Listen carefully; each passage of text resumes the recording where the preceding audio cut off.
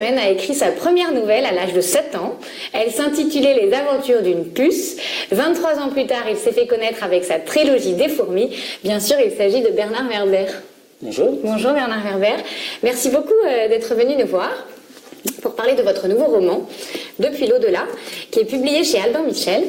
Avant de commencer, je voudrais vous demander, est-ce bien vous qui êtes assis en face de moi en chair et en os? Je me pince. Si je dis ça, Bernard Werber, c'est parce que dans votre nouveau roman, il est question de réincarnation et d'âme errante. Oui, parce que je crois que tout être humain doit se poser la question, que va-t-il se passer une fois qu'il va tourner le dernier chapitre de sa propre existence? Et j'ai regardé un peu toutes les mystiques, j'ai parlé avec des médiums, et en fait, il semble qu'il y a un choix. Soit on se réincarne, soit on reste là. Et moi, je croyais, quand j'avais écrit L'Éternatonaute, qu'il y avait 90% des gens qui seraient incarnés et 10% qui restaient là. Et j'ai rencontré une médium qui m'a dit non, 90% restent là et 10% se réincarnent. Donc, ce qui veut dire la plupart des morts restent là. Alors moi, je ne suis pas mystique, mais par contre, je me disais que c'était une bonne matière romanesque. C'est pourquoi ils restent là, pourquoi les gens, quand ils meurent, restent là, et pourquoi ils ont envie de parler avec nous, et pourquoi les médiums arrivent à parler avec nous. Donc à partir de là, j'avais envie de raconter un polar qui soit raconté par quelqu'un qui meurt, et qui se retrouve donc âme errante, et qui comprend du coup comment fonctionne la vie et la mort, mais c'est trop tard. Donc maintenant, la seule chose qu'il peut faire, c'est essayer d'enquêter depuis l'au-delà pour savoir qui l'a tué. Donc, comme vous venez de le dire, on va revenir un tout petit peu sur cette intrigue. C'est l'histoire d'un écrivain qui vous ressemble sûrement par pas mal d'aspects. Oui, si ce n'est qu'il est un plus jeune, deux, il a un frère jumeau, mais ce qui m'amusait, c'est que c'est quelqu'un qui est préoccupé par le suspense et la surprise finale. Parce qu'il écrit des polars, voilà cet écrivain. Il écrit des polars et il a toujours eu l'impression que sa vie était tranquille, et là, tout d'un coup, dès le moment où il meurt et dès le moment où il enquête sur sa mort, il s'aperçoit que sa vie, en fait, est beaucoup plus complexe qu'il ne le croit, beaucoup plus riche, et qu'il aurait dû l'apprécier quand il était vivant. Maintenant, c'est un peu tard.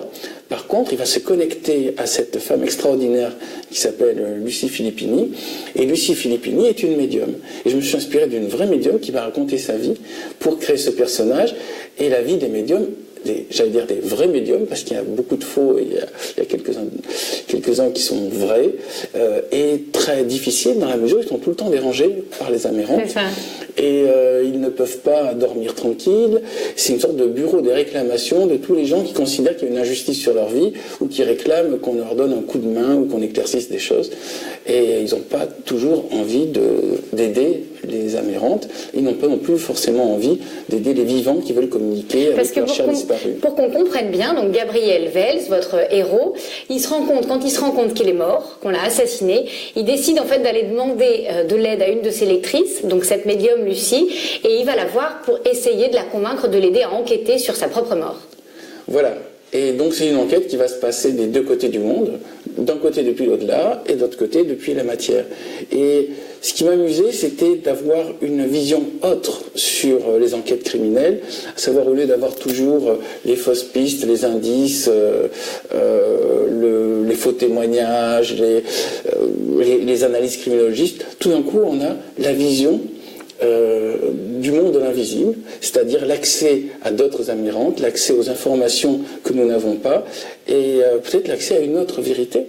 Et c'était une manière de renouveler un peu le genre du polar, mais avec toujours ce souci, pourvu que les gens ne découvrent pas la fin, pourvu qu'ils aient une énorme surprise à la scène finale. Il y en a une, on confirme. Et pourvu qu'il y ait cet effet magique du lapin qui sort du chapeau, qu'on se dise « Waouh, on ne l'a pas vu venir », et c'est encore plus extraordinaire qu'on le croyait. Et comment ça vous est venu à l'idée? Vous avez commencé à expliquer tout à l'heure, vous parliez d'une médium que vous avez rencontrée, de justement de nous raconter cette histoire qui est aux confins du monde réel et puis du monde invisible.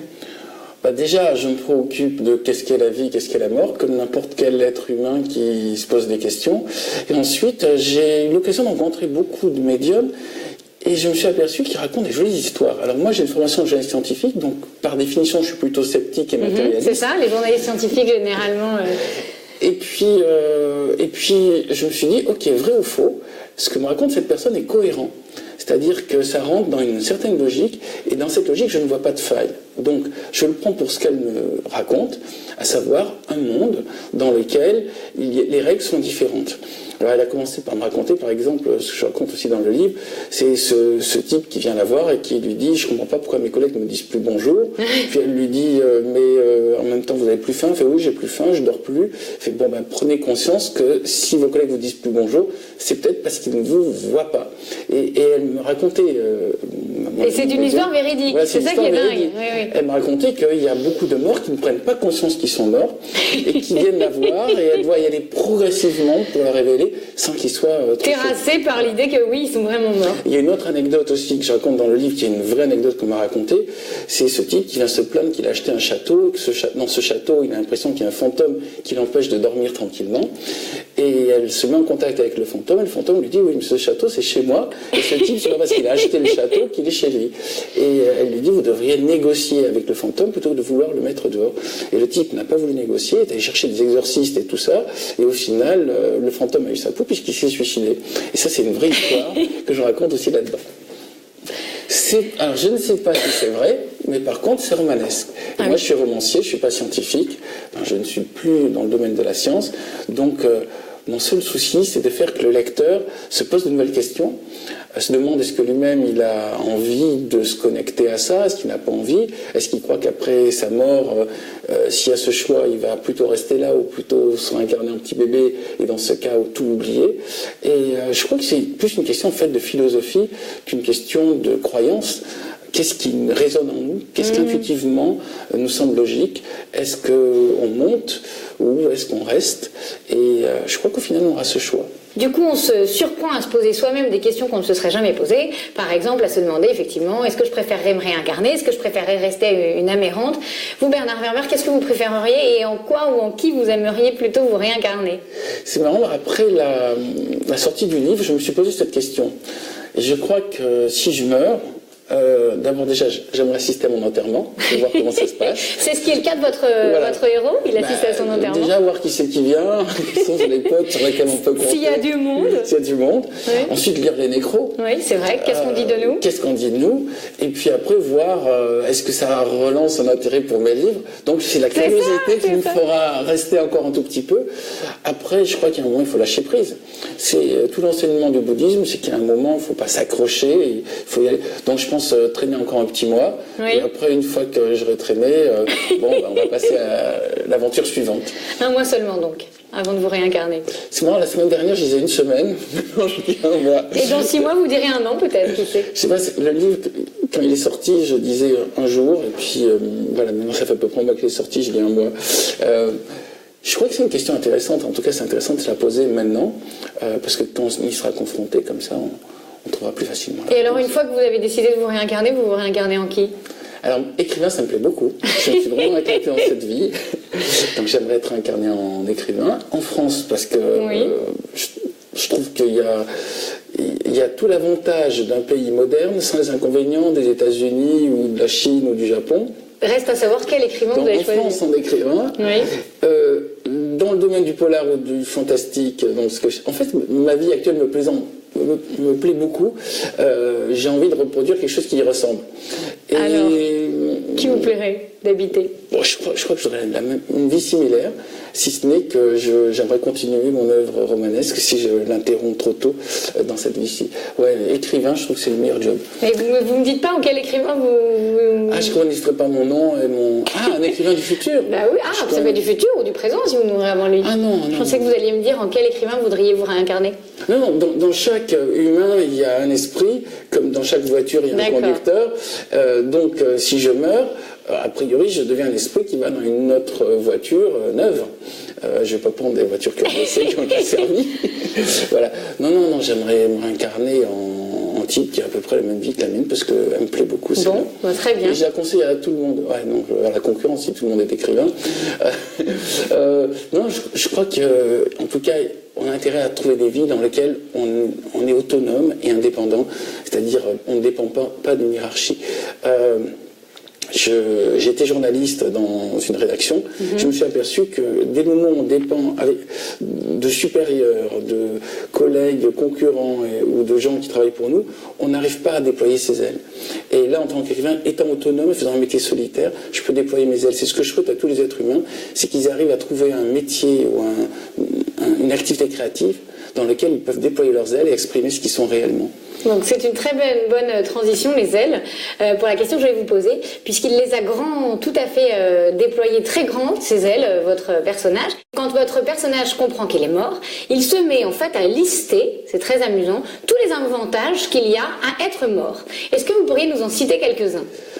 Déjà, on n'est plus malade, on n'est plus fatigué, on n'a plus faim, on n'a plus peur de mourir, on peut traverser les murs, on peut voyager à la vitesse de la pensée.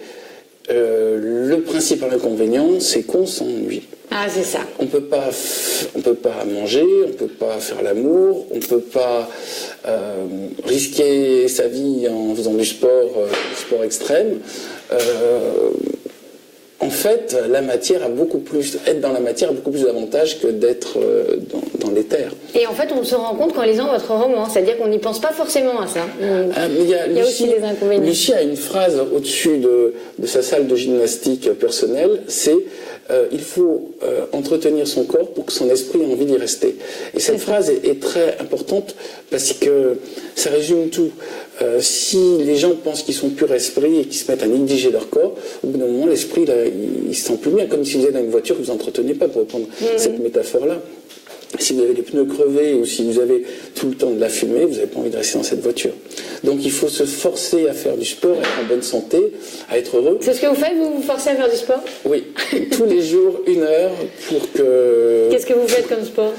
Je fais du rameur et de l'elliptique. Chez vous ? En regardant comme mon héroïne, en regardant des séries. Parce que si vous ne regardez pas des séries, si vous faites ça pendant 1 heure, au bout d'un moment, vous ennuyez réellement. Tandis que quand vous regardez une série, en plus... Je vois d'autres gens qui racontent d'autres histoires, donc quelque part je continue de travailler. Et puis je fais du jogging en écoutant des podcasts de sciences et d'histoire, parce que le métier d'écrivain nécessite tout le temps de se faire de la documentation, d'apprendre des domaines. C'est un métier dynamique, c'est un métier aussi, ce qui me plaît beaucoup, qui nous oblige à tous les jours être à l'école, apprendre, faire des expériences nouvelles, ne serait-ce que pour pouvoir instruire ses lecteurs. Vous écrivez, Bernard Werber, cette très jolie citation, je trouve, « Il y a pire que mourir ». Être oublié. Est-ce que c'est pour ça que vous écrivez ? Oui. Je crois que tout artiste a envie que sa pensée ou sa création soit visible d'un maximum de gens ou voire rayonne. Un artiste qui fait des livres qui ne sont pas lus, un peintre qui fait des peintures qui ne sont pas vues, quelque part, l'activité n'est pas complète. Même s'il sait, lui, qu'il a fait un bon travail, si ça ne rayonne pas, c'est dommage. Donc quand j'écris un livre, mon envie, c'est que ça touche un maximum de gens. Et je sais que plus ça touchera de gens, plus ça fera que ces gens se poseront des questions, comme que va-t-il arriver après ma mort ? Pourquoi je vis ? Pourquoi je suis né ? Comment rentabiliser au mieux cette vie ? Et mon hantise, c'est que ma pensée ne soit pas diffusée. Donc j'écris pour que le maximum de mes idées puissent contaminer d'autres esprits et eux-mêmes qui puissent féconder d'autres esprits. Je crois que c'est le travail de tout artiste créatif, c'est de lancer des idées qui vont se mettre à germer dans les autres esprits et se répandre et vivre. Mais ma pensée est plus intéressante que mon corps. Mon corps, c'est l'enveloppe dans laquelle se trouve ma pensée. Mais ma pensée, elle est là-dedans. Et elle vit à travers mes livres. Alors, votre pensée qui est là-dedans, elle est assez amusante. Vous ne vous privez pas de glisser quelques blagues dans votre roman. Est-ce que vous pourriez nous raconter une petite histoire drôle pour nos internautes ? Non. Non, vous n'oseriez pas ? Par contre, je crois savoir à quelle blague vous faites allusion. Donc, si vous voulez la raconter vous, ça serait beaucoup plus vivant et plus. Ça, c'était pas prévu du tout. Alors, je crois que je l'avais listé justement cette blague. Et en plus, raconter les blagues, c'est un talent particulier. Alors, moi, je n'ai aucun talent pour les raconter les blagues et c'était pas du tout prévenu. Je vous écoute. Alors, donc voilà, le personnage raconte sa blague. Ça se passe dans un asile. Elle est terrible, votre blague. Un zoophile, un sadique, un meurtrier, un nécrophile et un masochiste sont en train de discuter quand soudain passe un chat. Le zoophile fait une proposition. Et si on l'attrapait pour que je lui fasse l'amour ? J'avais prévenu que c'était un petit peu trash. Je suis content de pas la raconter. Ok, répond le sadique, mais après je le torture. Une fois que tu l'auras torturé, moi je le tue, ajoute le meurtrier. Et quand tu l'auras tué, moi je lui ferai à nouveau l'amour, renchérit le... nécrophile. Je reprends. Et quand tu l'auras tué, moi je lui ferai à nouveau l'amour, renchérit le nécrophile. Tous se tournent alors vers le masochiste qui n'a rien dit. Il lui demande « Et toi, tu proposes quoi ?» Le masochiste répond alors, ça vous pouvez le faire ? Miaou. Voilà. Mais c'est un personnage particulier. C'est un personnage particulier. Pas... Vous la racontez souvent, cette blague, dans votre vie? Jamais. J'ai honte pour vous et bravo d'avoir eu le courage de la raconter. Non, c'est parce qu'ils se trouvent dans un asile de fous et c'est un groupe de gens un peu particuliers qui racontent cette blague. Mais ça m'amuse par moment de casser le rythme, c'est-à-dire qu'il y a une enquête, et tout d'un coup un personnage dénote par l'humour ou par des actions bizarres. Et du coup, ça réveille, ça relance l'intérêt. Donc, ça nous réveille, ça c'est sûr. Ça nous fait rire aussi. J'ai pas peur de mettre des choses un peu surprenantes. J'utilise en fait le système des tours de magie. Pour moi, la magie, c'est vraiment la base même du métier de romancier. C'est surprendre, attirer l'attention, détourner l'attention et faire que les gens ne ronronnent pas, ne sachent pas la scène suivante. Voilà. Et je crois que cet artisanat, qui est le métier de romancier, fonctionne là-dessus, sur la capacité de tenir en attention permanente et de faire que les gens ne voient pas venir la scène finale. Je ne sais pas si vous m'avez vu venir ou pas, mais maintenant, Bernard Werber, vous allez nous faire le plaisir de nous lire, pour tous les internautes qui nous regardent, un extrait de votre nouveau roman. Je leur montre un petit coup, Depuis l'au-delà, publié chez Albin Michel. On vous écoute. Alors... C'est un passage qui se situe au début du livre que vous avez choisi. La jeune femme qui s'apprêtait à franchir le seuil de la salle d'attente s'arrête net. « Vous êtes vraiment Gabriel Wells, l'écrivain ?» demande-t-elle en regardant le dos tourné. « Oui, pourquoi ? Ça change tout. Je vais vous aider. » « M'aider ? M'aider à quoi ?» Elle revient au centre de la pièce et toujours sans le regarder d'éclat. « Tout d'abord, il faut que je vous explique votre, entre guillemets, maladie. Vous êtes médecin ?» Sourit d'un air compatissant. « En quelque sorte. Disons que je suis médecin des âmes. Cela a l'avantage de ne pas nécessiter de diplôme. Pour commencer, il faut que vous sachiez que votre problème est plus grave que votre présumée anosmie. J'ai un cancer ? Encore plus grave. Dites-moi la vérité, je peux tout entendre. C'est encore un peu tôt. Je préfère vous livrer des indices. Ce matin, en vous levant, vous n'avez pas faim, n'est-ce pas ? En effet. Vous êtes rapidement sorti de chez vous, mais vous n'avez parlé à personne, je me trompe. Le matin, au réveil, je suis jamais très causant. Dehors, vous n'avez pas trouvé qu'il faisait froid. Je suis pas frileux. Mais arrêtez avec vos énigmes à la fin. Quelle est donc cette mystérieuse maladie ? Demande Gabriel d'un ton de plus en plus impatienté. Elle regarde ses mains. Savez-vous que le mot maladie vient de l'expression mal à dire ? Cessez de tourner autour du pot, voulez-vous en venir, bon sang ? Bon, il faut que je me prenne différemment. Comment vous expliquer ? En fait, j'ai une bonne et une mauvaise nouvelle. Vous préférez que je commence par laquelle ? La bonne, répond Gabriel, passablement irrité.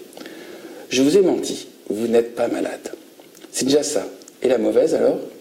La mauvaise, c'est que vous êtes mort. Gabriel lève les sourcils, affiche une mine étonnée, contrariée, dubitative, pour finalement éclater de rire. La jeune femme laisse échapper un soupir de soulagement. Je suis contente que vous le preniez comme ça, j'en ai vu beaucoup qui ne réagissaient pas aussi bien. Si je ris, c'est parce que je ne vous crois pas. En fait, elle fait quelques pas, semblant chercher une inspiration. Alors on va se livrer à une petite expérience. Je propose de faire le test du miroir. Elle fait signe de la rejoindre face à la glace de la salle d'attente et il constate à sa grande surprise que seule s'y réfléchit la jeune femme. « Tiens, on dirait que votre image a disparu. Comme c'est curieux, lâche-t-elle. » Il tressaille à nouveau pris de panique, puis se reprend et sourit. « Ça prouve rien, je dois être en train de dormir, ceci est un rêve. D'ailleurs, ça expliquerait votre présence. » « Un rêve. Alors pincez-vous. » Il se tord la peau du bras. « Je ne sens rien, tout simplement parce que je rêve que je me pince. » Passons au deuxième test, aussi connu sous le nom du test du feu. Elle sort un briquet et lui propose de poser la main au-dessus de la flamme. Il obtempère et s'aperçoit qu'il ne ressent pas la moindre gêne ni la moindre douleur. Chose étrange, son geste ne génère aucune fumée, ni même de déformation de la flamme. Il regarde sa pomme, aucune marque de brûlure. Une sensation désagréable l'envahit qu'il surmonte crânement. Dans mes rêves, il m'arrive de ne pas me voir dans les miroirs, de ne pas me brûler en mettant ma main au-dessus d'une flamme. Je fais même ce genre de rêve plusieurs fois par semaine. Elle a ses épaules. Alors il reste le test ultime, celui de la chute libre. Montez sur le rebord de la fenêtre et jetez-vous dans le vide. On est quand même au 6e étage. Si vous êtes en train de rêver, ça ne devrait pas poser de problème. Au pire, ça vous réveillera. Elle ouvre la fenêtre en grand et le vent s'engouffre dans la pièce faisant voler ses cheveux, mais Gabriel ne sent pas le moindre souffle d'air. Pas de problème. Il secoue la tête comme un animal qui s'ébroue, inspire, approche de la fenêtre. Il espère qu'elle va l'arrêter, mais au contraire, elle l'encourage à s'avancer encore. Quand vous serez en vol, regardez bien autour de vous tous les détails qui ne peuvent pas être le simple fruit d'un songe. Il aperçoit le sol tout en bas, les toits des voitures, les crânes des piétons.